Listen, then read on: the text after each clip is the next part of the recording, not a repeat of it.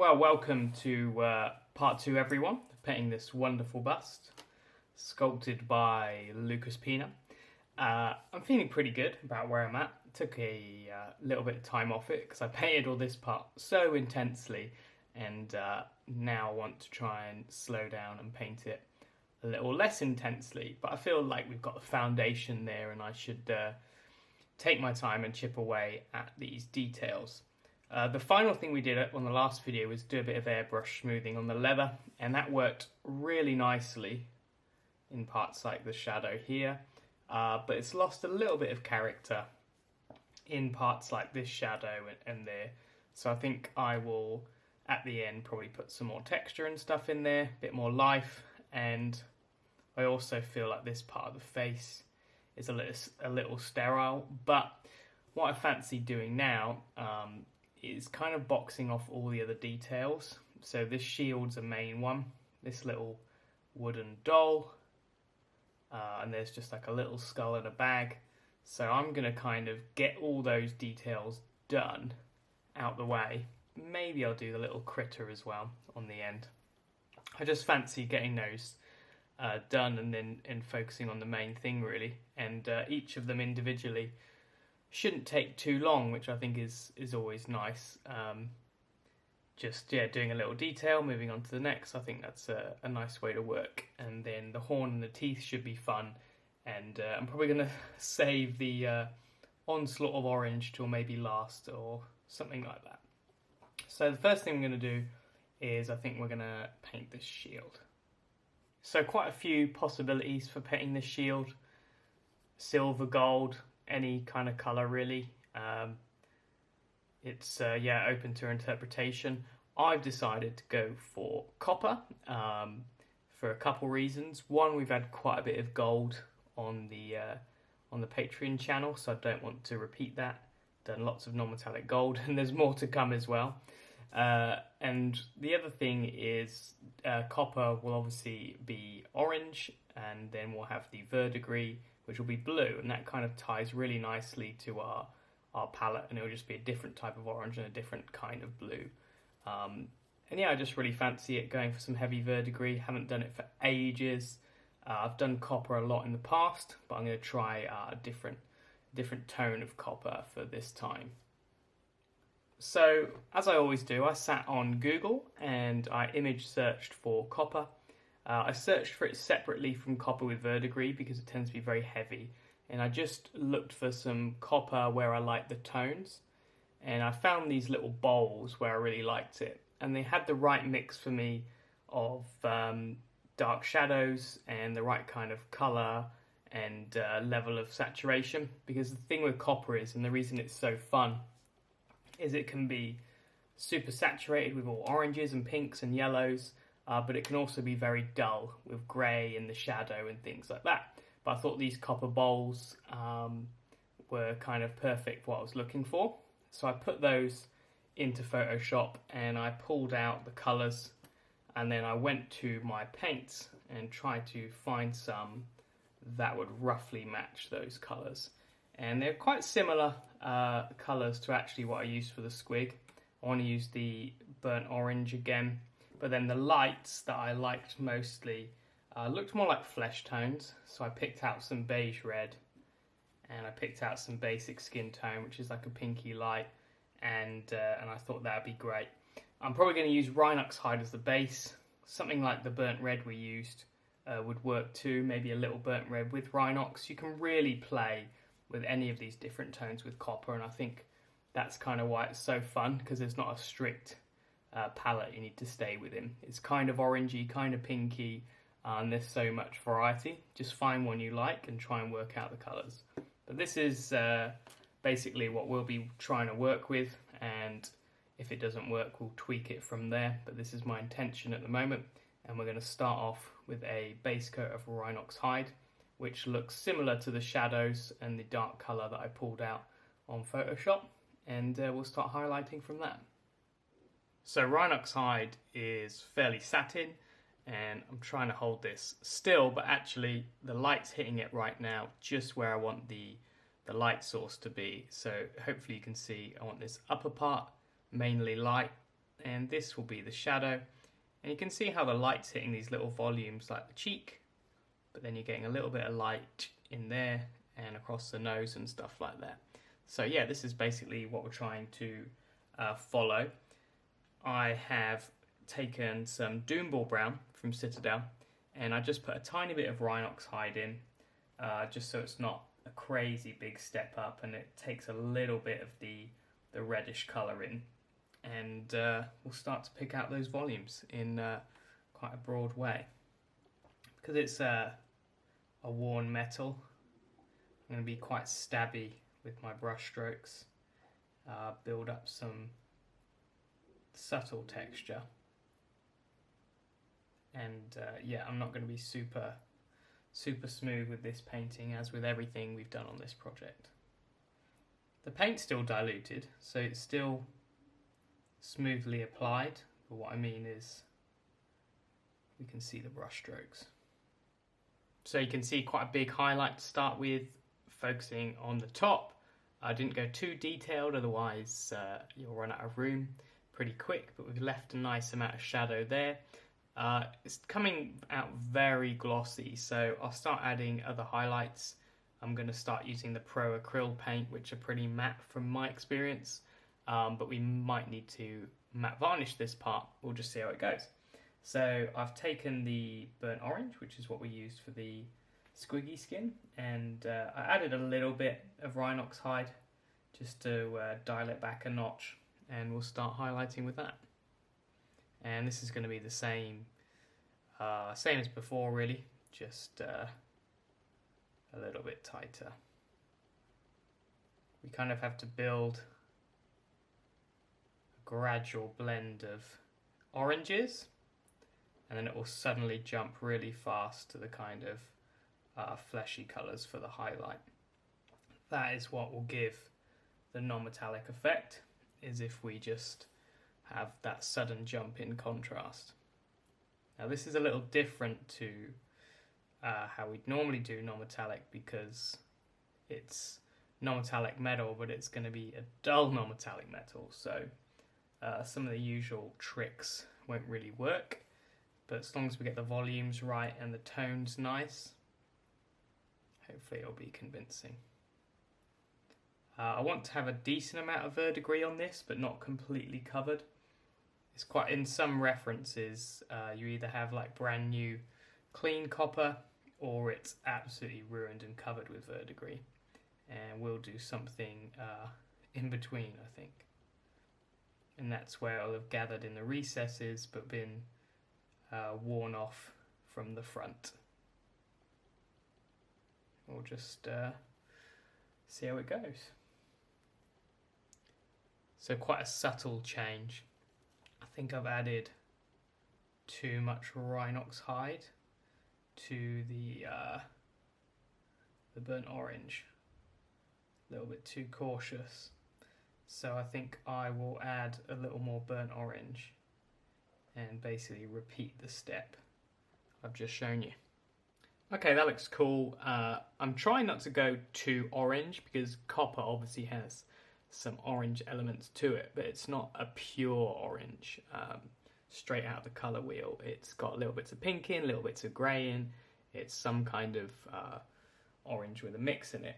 I've taken the burnt orange, which I think's really nice for what we've just said. It's not a pure orange at all. And I've started to add in some beige red, but really, honestly, any pinkish orangish flesh tone will work.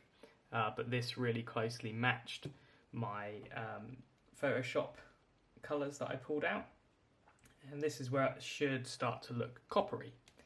Previously I've used more saturated colours, actually like German orange, but I want to try this using some flesh colours, see where we end up.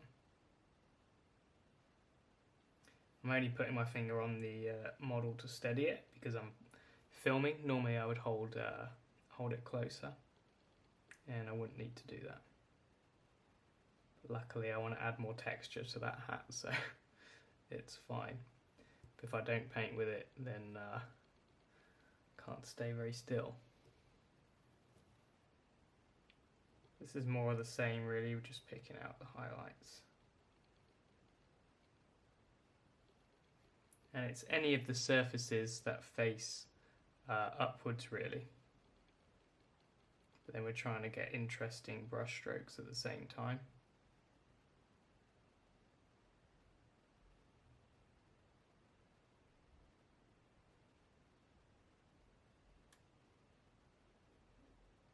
Any areas that look a little boring, we can just add the odd scratch, the light colour, and later we can just put verdigris in any boring bits anyway, so it's quite cool. Got that verdigris almost as a little safety net. Cover any bad parts or whatever.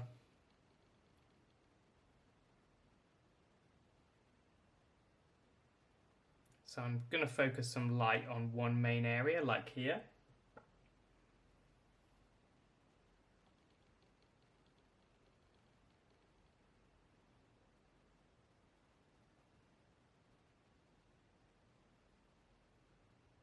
That's almost like that CD highlight where it's a disc and you get the kind of triangular shape highlight. But it would just be a little rougher with texture and stuff.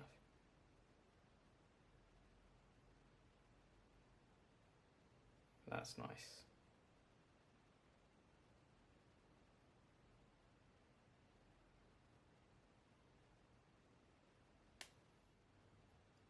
Now hopefully we're going to move nice and fast, just doing a few tight highlights, and we're going to add a little bit of beige red.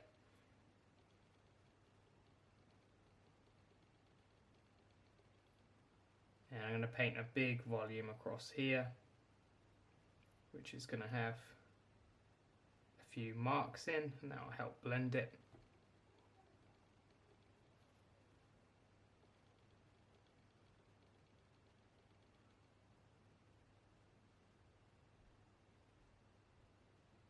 And really from now on we're just doing a smaller and smaller area, and we're going to get pretty bright pretty fast, and that will give the kind of non-metallic illusion. I'm also putting some random scratches and stuff in here. Sorry, I've got a bad habit of speaking quietly when I'm concentrating.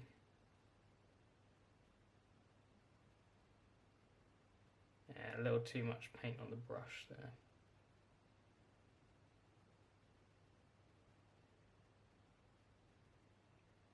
You can see this is a lot more orange looking, especially when it's wet. One of the advantages of painting over such a dark base like this Rhinox hide is it will keep the colours a little more desaturated. If we went over a pre-highlight or like a white or something, the colours would be too vibrant. We're actually, we want them to stay a little dull. We're looking for a lot of value contrast, so a lot of light and dark, but we don't want the colours to be too saturated, otherwise it just won't feel right. I want it to be a worn out old metallic copper. And I'll probably do all the little details in the eye off camera so I can get them right. So we are nearly there. I'm going to take some salmon rose now, rather than the light flesh I planned, just because I think it'll be a little bit boring with the light flesh.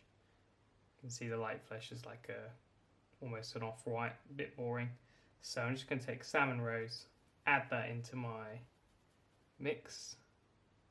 And we've probably just got one, maybe two more highlights to go. Now we really have to push these last couple highlights to get them with the metallic effect.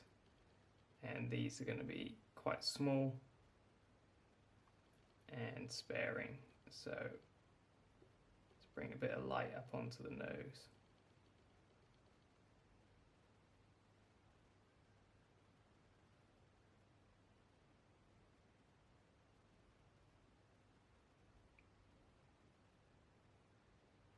We'll we'll see how bright this is once it's dried, but I think we need to go lighter again.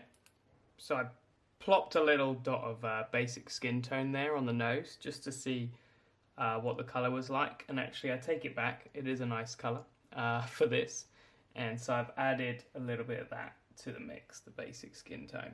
So I think we'll do a highlight with this mix, and then we'll finish with a highlight of basic skin tone on its own, because I think that looks really nice. So I'm just going to do a couple parts like this cheek, where we build the highlight, like this. And now we're starting to get the shine.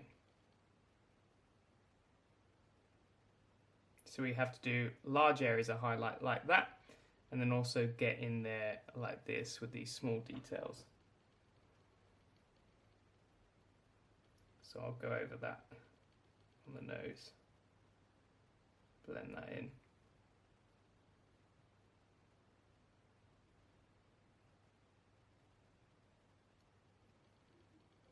And then nice sharp lights on the edges. And you can do the rivets, pick out little scratches.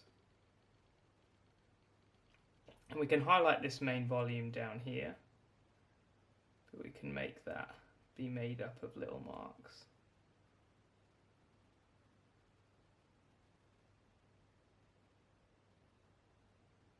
And we can keep adding more marks and adjusting.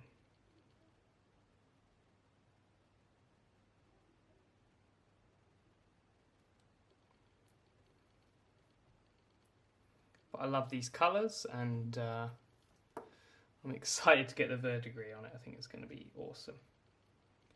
So I'm just going to get right in there. You know, I might just cover this bit with verdigris, so could be a waste of time, but we'll do it anyway.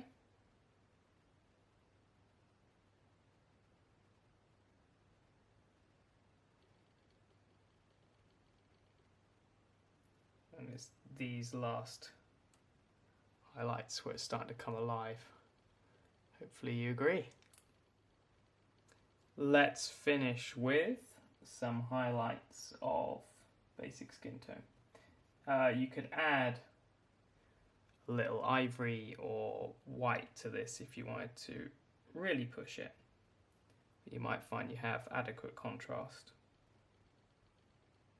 with just the basic skin tone. And this is going to be quite small marks, and be quite sparing with this too. I've already done a little highlight on the nose to check that it worked, and I think it's cool.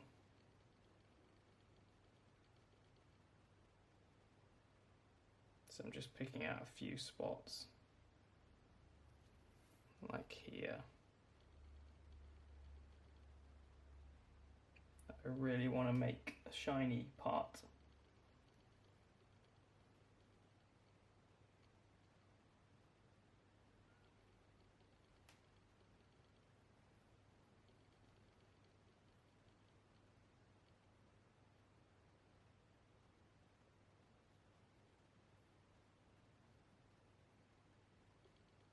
And you can use this colour for scratches in the light.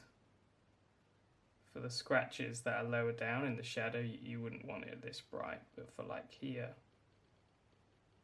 little rivets, it's cool.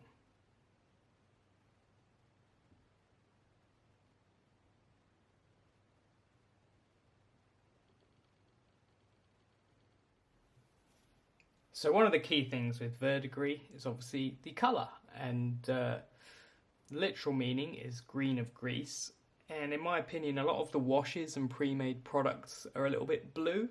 So what I've done is I've used Emerald from AK, which is obviously more towards the green, whereas maybe it would be more like a turquoise. Either of these are fine, but looking at the references, definitely prefer the more emerald looking kind of tones. On its own, it's very, very saturated, very powerful colour. So to start with, I take a little bit of that And I've got some Eclipse grey, and we add that to it. And remember, anything from the grey scale will desaturate. Just a little more. And that can be our first tone, like a dark tone. So it's made it darker, and it's also desaturated it nicely. You can use any grey, like a medium grey, a light grey, and then it will change the value as well as changing the saturation that we want. So that's what I'm going to do for the first kind of coat. And then I'm going to take ivory and add little bits of that to make the lighter colours. So ivory again, almost grayscale because it's basically white. This will desaturate too. So you can see when I put a lot in, this to me looks like the Verdigris colour. A little bit of green, a little bit of blue, and you can bleach it almost all the way out. And that's a nice colour. Another useful one you might enjoy is pastel green. So instead of ivory, this works too.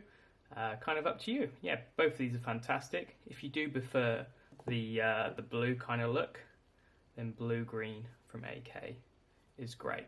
But I do recommend mixing up these various tones instead of using a product. I think that it's better doing it this way to get the tone and the variation right, and also you can adjust the dilution. So the first thing we'll be doing is using a very thin kind of wash glaze filter, and then we'll actually use some thicker paint as we work later.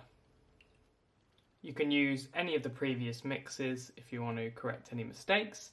I wouldn't do too much refining at this point because you don't know what you want to do with your verdigris. If you want to have no verdigris, obviously you could refine it.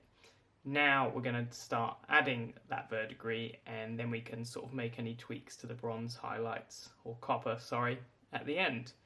So I've taken some emerald from AK, and from everything I've looked at, most verdigris is more towards sort of green rather than a pure blue. And I've added a tiny bit of grey, which is Eclipse grey, and that's to desaturate it a little. You don't want a pure emerald because it'll just be so vibrant. And I've diluted it quite a lot. And what we're going to do is start putting this in some of the recesses and also in random places on the surface. So I think I'll run it into the mouth.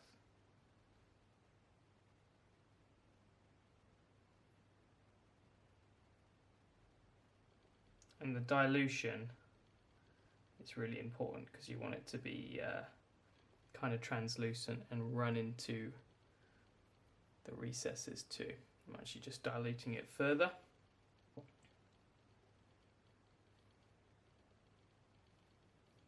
And let's try it in the eyes. I'm going to run it all over the eyes. I'm not worried if it gets over the highlights. I can always redo them. And you can have as much or as little of this as you want. Check your reference and find one that you like and try to copy that. I'm kind of using this almost like a glaze in some points. Add colour and just change the look.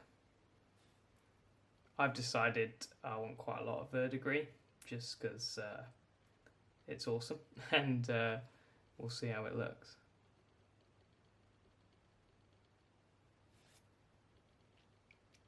So over the kind of main highlight area, I'll just add a few spots, but leave it so the highlight's showing through.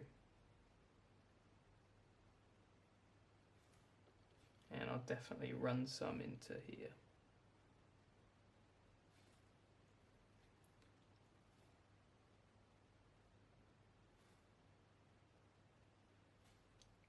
So I think that first pass looks really good. You can see I've experimented with the next step, so you can kind of tell where we're going.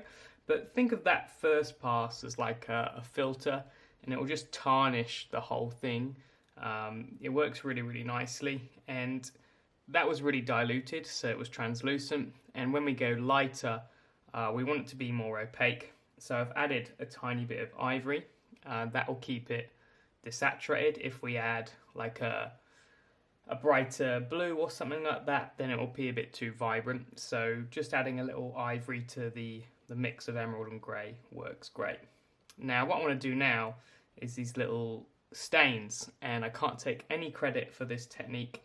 This is something David Soper wrote on his blog years and years ago, and I never tried it, and it's just been stored in my memory banks for absolutely ages. But basically you're going to put a blob of, I can try it now, going to put a blob of quite diluted paint on the surface. That might not be enough liquid there. And you need to kind of watch it, and midway through drying, you remove the center. So I'm going to put a little bit more water and have another go at that, because that wasn't quite wet enough. Didn't have enough loaded on the brush. So let's put a blob here. There you can see it's kind of puddled. I'll do a couple more, why not? Notice my autofocus isn't having a good time. Sorry about that. So let's see if that's dry enough, and we'll just wick the center away. And you get left with this awesome natural kind of verdigris stain. I also take the brush and drip it down, but that one's worked really nicely. So yeah, awesome technique there. Always wanted to try that out, and yeah, it's just so easy and effective. I'm going to take this same color and you know, vary it and have little dots, little stains, and this is a much more powerful color. I'm really enjoying the look of it, so I think I'm going to add a lot of verdigris, and I'll just mix up those techniques of the little stains but also normal brush strokes. Verdigris doesn't really drip as such unless the rain's really coming down on it, but I just think it looks cool, so I'm going to do that. What you have to remember about verdigris is that it will form on all of the surface, and it's just where it gets rubbed off that it gets left in the recesses. But you can be pretty loose with it and just have fun. As you can see, I added a lot, and to be honest, I love it. This is obviously down to you, how much you want to add. So really easy. I'm just going to add some more ivory, and this is probably going to be the last step. And what I'll do is I'll probably layer those stains. So let's put another stain there. Got to get the timing right, and just remove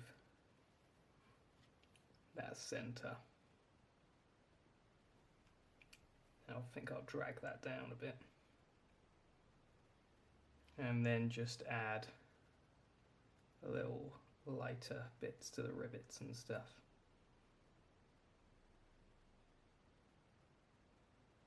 But layering and building up different opacities and tones, I think that's the way to get really nice verdigris, rather than use an effect which is just one tone. That first filter we did with the really dark one's actually really important. You can see it's kind of running all underneath.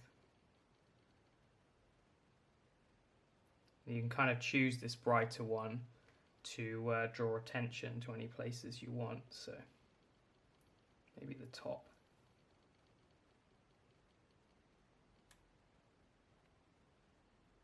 I'll run some nice bright colour in that eye recess. So I did waste a bit of time highlighting that nicely, but it's all good.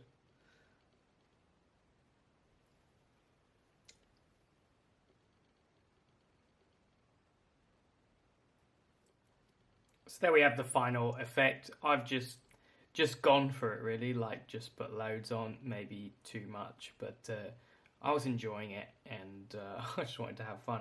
But yeah, I really like the look of it. The last thing to do is to go back to your copper highlight color.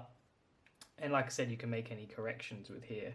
You can basically do some final highlights to make the copper kind of shine through, especially if you've got a little bit of the blue over the top of it.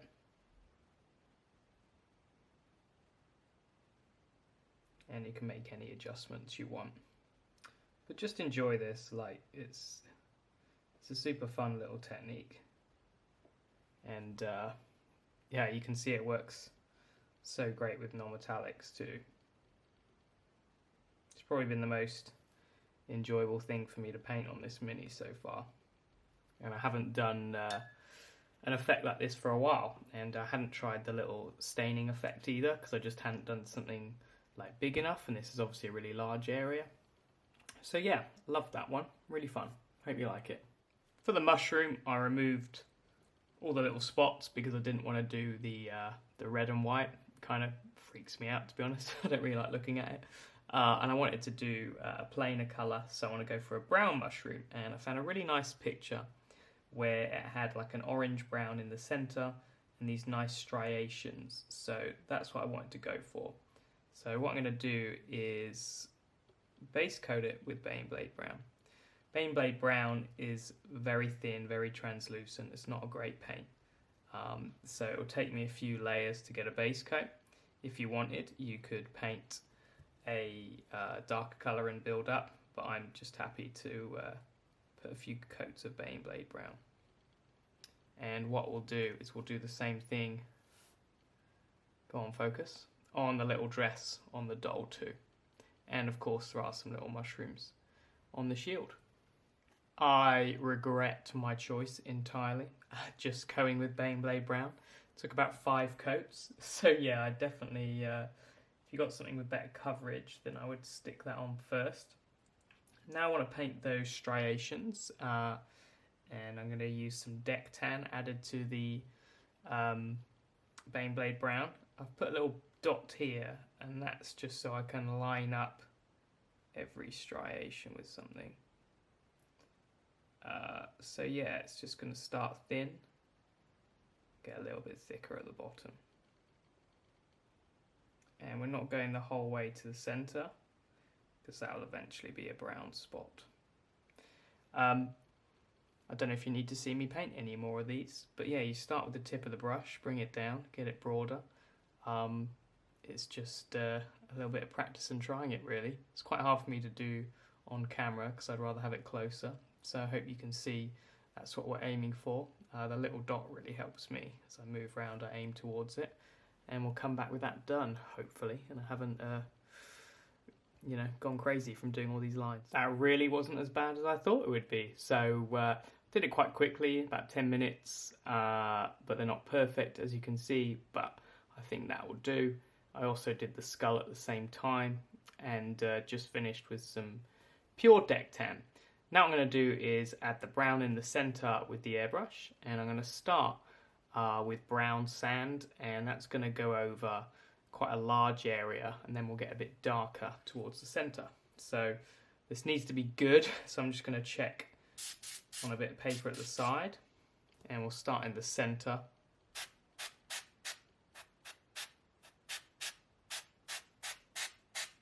And we can get a gradient by gradually layering this. You want it quite dilute so it's translucent, and what you need to be careful is you don't flood the area, like spray too much and then it will puddle everywhere. So if you just give it a light dusting, hair dry it, and then keep building that up. So I'll do that now and we'll see what it's like after a few passes. That went really nicely. It's just altered the colour slightly. The brown sand's perfect colour from the reference I was looking at. I'm going to gradually add some Mornfang brown now. I don't think I'm going to need pure Mornfang brown, as the centre of the reference doesn't look that dark, but we'll definitely add a little and build it up. That was 4 little dustings of the brown sand just to build it up, and just to be careful really. Okay, so Mornfang is added to the brown sand. This is a more powerful colour, so we'll take it easy, starting in the centre.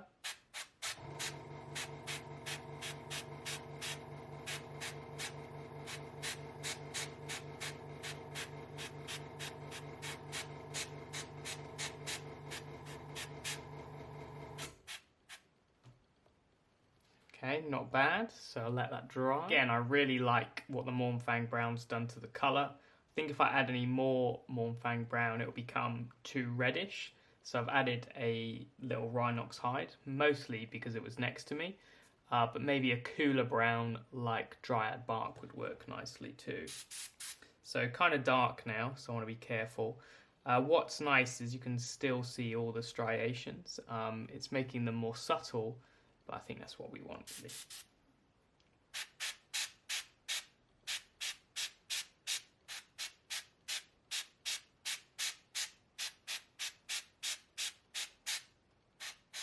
See it puddling there? That's because I sprayed too much. So I'm going to have to put the brush down, let that dry, and I'll have to do a few layers to fade that in. And with a little more Rhinox, let's do a little darker bit in the middle.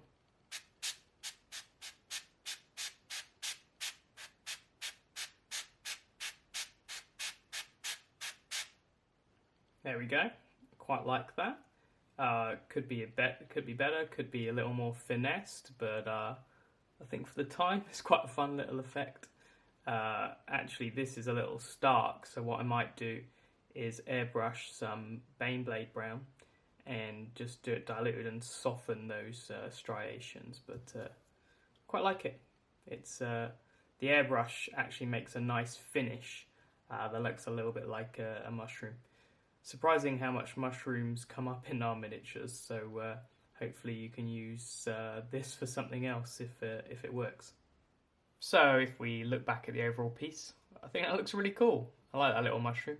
I don't fancy painting that skin right now. I want to tick off the horn and the teeth, and we'll actually just do the little bag, which aren't particularly significant, and the wood on here at the same time, I think. So what we're going to do is we're going to use some Mournfang Brown over the Rhinox hide, and that's going to just give a nice strong colour underneath the horn. The important thing with this, because it's so big, is we have some nice light on the top here. So I'm going to paint Mournfang Brown across almost the entire top area. And just light this whole bit like a little triangle.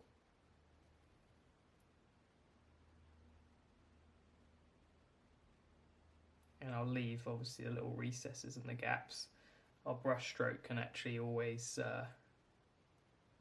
go in this direction. So I've painted that Mournfang pretty solid at the top, and on the lower parts just paint some thin lines, little striations. Okay, and then we'll take it lighter but only on the top part, and that'll draw the eye there. So the colour I'm going to use next is US Field Drab from Vallejo Model Colour. It's really similar to Steel Legion Drab from Citadel. So if you've got that, then that's perfect. And what we're going to do is try and get a nice skinny line from the base. Just easier said than done. And draw that to the top. Kind of like that mushroom all over again. Straight away. And we're going to carry on doing this. Just lines, building it up. And you want to go from about here all the way around. But then when you get to the lower portion, then don't do them because we want to leave that as a shadow. And you can do the same for the teeth. Going downwards on the teeth just because it's an easier brush stroke. And there's also the little wooden idol here. I've done that in Mournfang Brown, and we're trying to do a wood grain going all the same direction. And you can use all these same colours. I'm actually happy having a limited palette, but if you want to mix all the different elements up, different colours, then that's cool too. But I'm absolutely fine with kind of doing several of these elements, like the horn, the little bag, in all the same browns, because the textures and the volumes will separate them. And yeah, it's just nice to use fewer colours sometimes. Then we're going to take some Xandri dust and try and do thinner lines. I just need to get a couple of these on film.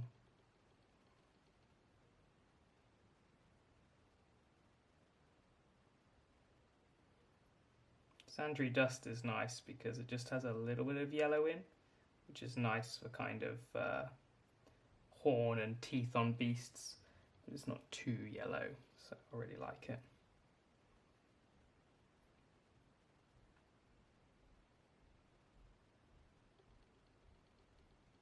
Just building it up.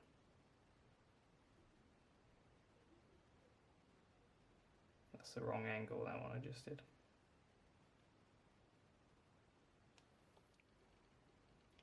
I'm going to finish the horns with some Ushabti bone, but I put a little bit of deck tan in, and that's just to take a little bit of the yellow out. You could just use pure deck tan as well. Try and film a couple good ones. And these aren't going to come the whole way down.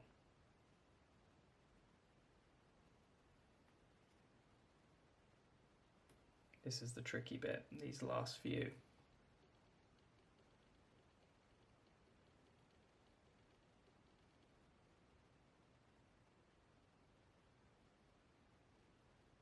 And we're going to gather the light around the middle there. So just start to build it up. Now when we zoom back out, hopefully you can see what we are trying to achieve. So you can see we've got lots of detail, but the striations aren't too far apart, so it's not overly defined.